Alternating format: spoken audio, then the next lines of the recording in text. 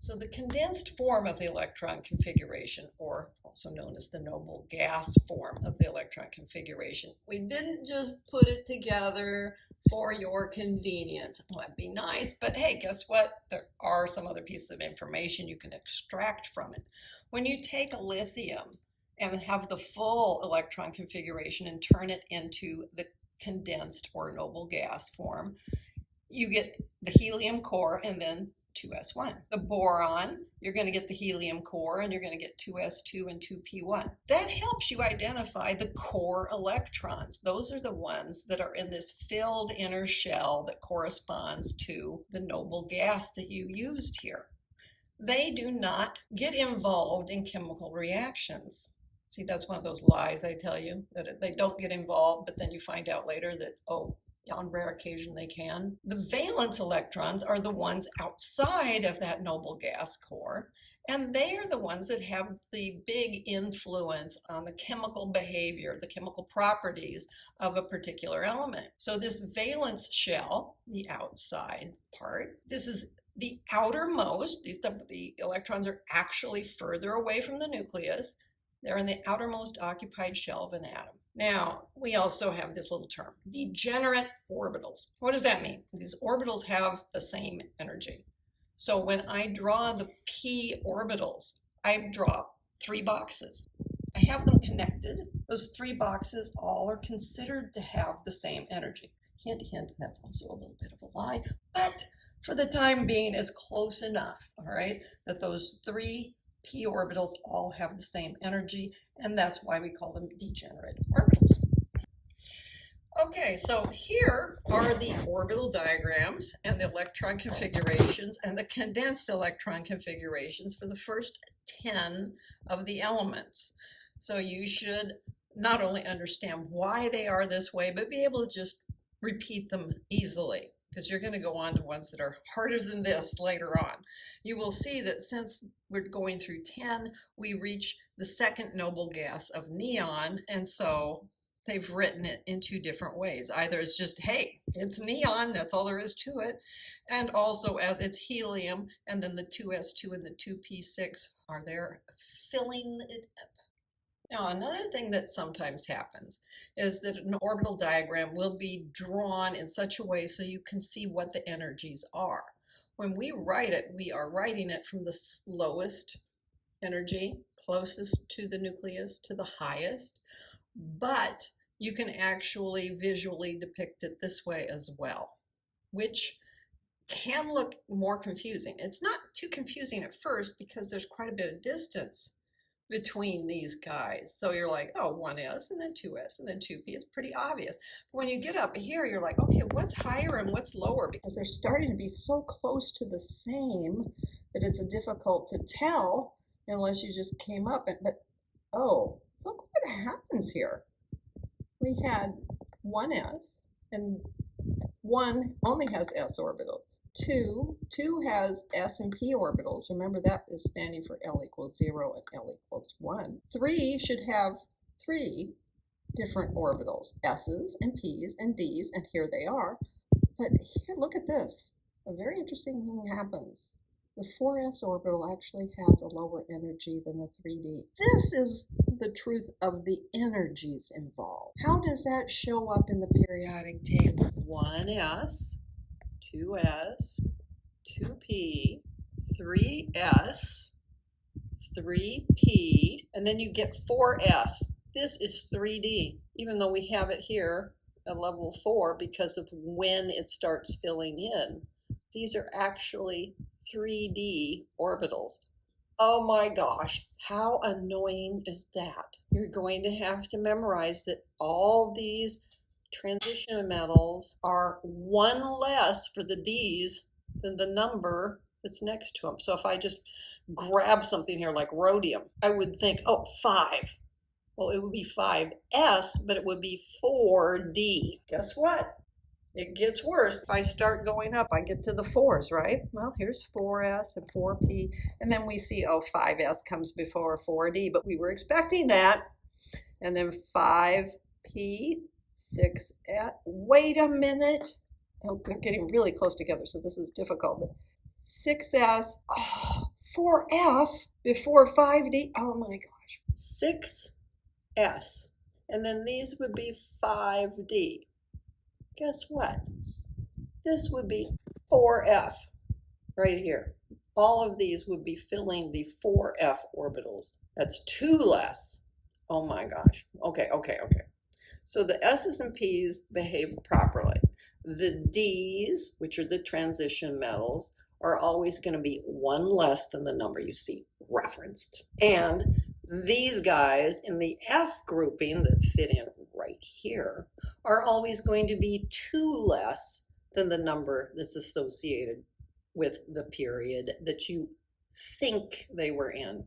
Okay? So if I'm just taking, let's take samarium. If I look at samarium, it's going to fit in right inside of here, right?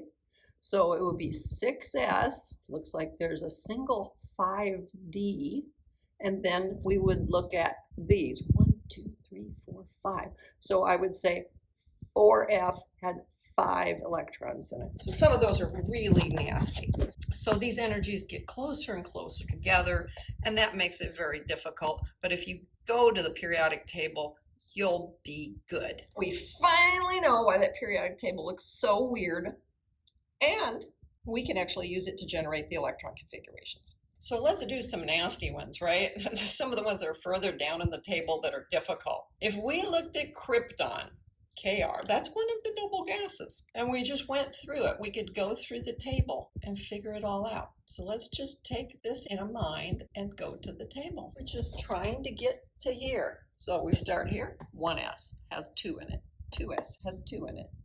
2p has 6 in it. 3s has 2 in it. 3p has 6 in it. 4s has 2 in it.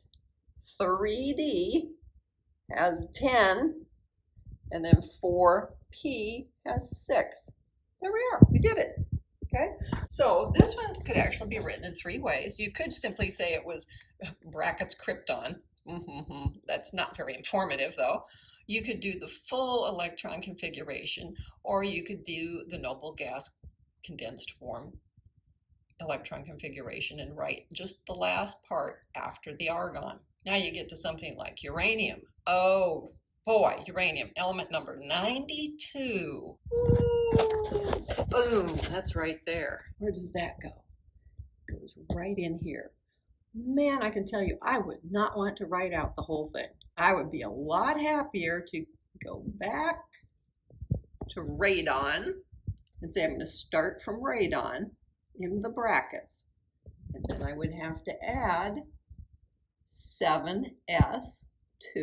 And depending on who you talk to, that's the thing, and depending on who you talk to, you would say there was one of these and then count over to uranium, 1, 2, 3, and 3 of those. Okay, well, what would that be specifically? It would be the 7s2 that I mentioned, the 6d1, and then 3 in the 7 minus 2 is 5f3. However, you will see what this says. Radon. This is weird. Why are they writing it in this order? Well, here's what I said, although it's not in the order that I said it. There's the 7s2, the 6d1, and the 5f with 3 electrons in it. So I have 2 things to explain here. First of all, why is the order this way? And secondly, why does this one have all of them in the F and none in the D? Why is it in this order?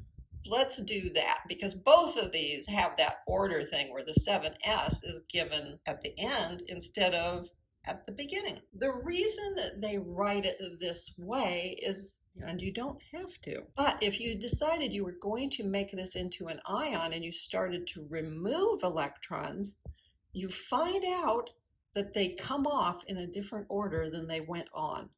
Oh, golly, really? Yep, they do. So when people write it with the 7s last, it's because they know those are the ones that are going to be removed first if you ionize this. That's the reason for the order difference. Now, what's the reason for saying this with the 6d1 versus putting that extra electron in the 5f? If you're just talking about filling up, then you come over here and you find out that if you're filling up and you make this element 89 actinium, that electron's going to go into 6d. What you find out later is once you start adding these, then things shift. And my analogy for this is sort of like a raft floating in the water. Okay, so you've got these two energy levels, and they're not very different. There's a tiny bit of difference between these two. If you load somebody onto a raft, though, it is going to sink down in the water a little bit. Now, this isn't an analogy, so it's not exactly right, but this analogy will help you understand why. So I come along here, and if I'm just looking at actinium, then I'm just trying to load on one electron, and it will go down in the water. That's fine. When I come along and I add the next one, it turns out that when I load it onto this raft, now the two are not in balance anymore, and this one is a little lower. So they both end up on this one. That's a little weird. And then they will continue to go on to this one before they start filling up the previous one. So that's what goes on here, is that once you start loading up the F group, everything goes on the F area, and none of it goes on the D until you've got all the F's filled up. There's no more space, and you have to go and start filling up the D. Okay? That's difficult to understand, but I want you to just think about it, come back to it, and go back and forth with it a little bit so that it starts making sense. Some of them are not nearly so bad, like strontium, because it's not a transition metal. It's in the S block. Okay. It just behaves and you don't have to worry. Furthermore, there are exceptions. Chromium and copper are exceptions. Copper is the easier one to understand why the exception exists. So let's go look at the table and see where copper is. It turns out that when you would write copper normally, you would think, okay, I'm going to start with argon core. Then I'm going to put 4s2, and then I will put 9 electrons in the 3d block. 9 electrons is really close to it being completely full. Being completely full is desirable. So it ends up taking one away from this and filling the 3d. So you end up with 4s1 and 3d10. What about the exception with chromium? Why does that happen? Because that's in the middle. That doesn't seem like it should be anything. How would we draw it? Here is the 4s block. And then the next thing would be this 1, 2, 3, 4, 5, group of 5 for the 3D block. And so if I come along, I find out if I put 5 in here, it would be half full. And energetically, that is favorable. So instead of having 2 here and 4 here, we end up with this. I know it's weird, but yeah, this is favorable. They're all in agreement kind of thing. So what that really means is that a half-filled set of d orbitals is lower in energy than a partially filled d orbital. That explains chromium. And a fully filled set of d orbitals is lower in energy than having the partially filled s orbital. So we are sitting here with chromium expecting this and turn out this instead. And with the copper, the same thing. It's better to just completely fill that D and take one from the S to do it. These deviations, you're going to find these for 4th and 5th row elements. Okay, what does that mean? 4th row, well, that's the chromium and the copper that we just did. 5th row, that would be molybdenum and silver. As I said, the difference in writing it, if you had vanadium, for example, you would talk about it being an argon core. You could write it as 4s2 and 3d3, or you could go ahead and write it as the argon core, 3d3, and 4s2. The advantage of this one is it's easy to write it from the table. You look at the periodic table, You can write this down. The advantage of this one is, hey, what if I want to take this vanadium and turn it into an ion by taking away electrons? I want to remind myself that I'm always taking away from the things that have the higher energy first. It turns out, in this case, 4s is going to end up losing. That just seems so odd. It added in one way and it takes off another way. Why? Why is that? Well, when you're adding them in, let's say you're talking about this vanadium. You started with titanium. You had the listing of what titanium was, that it had 4s2 and 3d2. And then you're moving towards vanadium. And when you do that, you say 4s2 and 3d3. And you're like, okay, well, I'm adding it in. The titanium was element number 22, so there were 22 protons. And then when you moved up, you're adding both a proton and an electron. If you're ionizing, you aren't taking away that proton. This vanadium has 23 protons. It turns out there's enough difference in that you end up taking away the electron from the s orbital instead of where you had most recently added one. It's all about the electron interactions with the nucleus at that point. You aren't going back to this. You're going to something else. Vanadium with a charge would be argon core still. It would be 3d3 and 4s1. And if you have vanadium with a positive 2 charge, it would be argon and 3d3. The s's would have nothing in them. That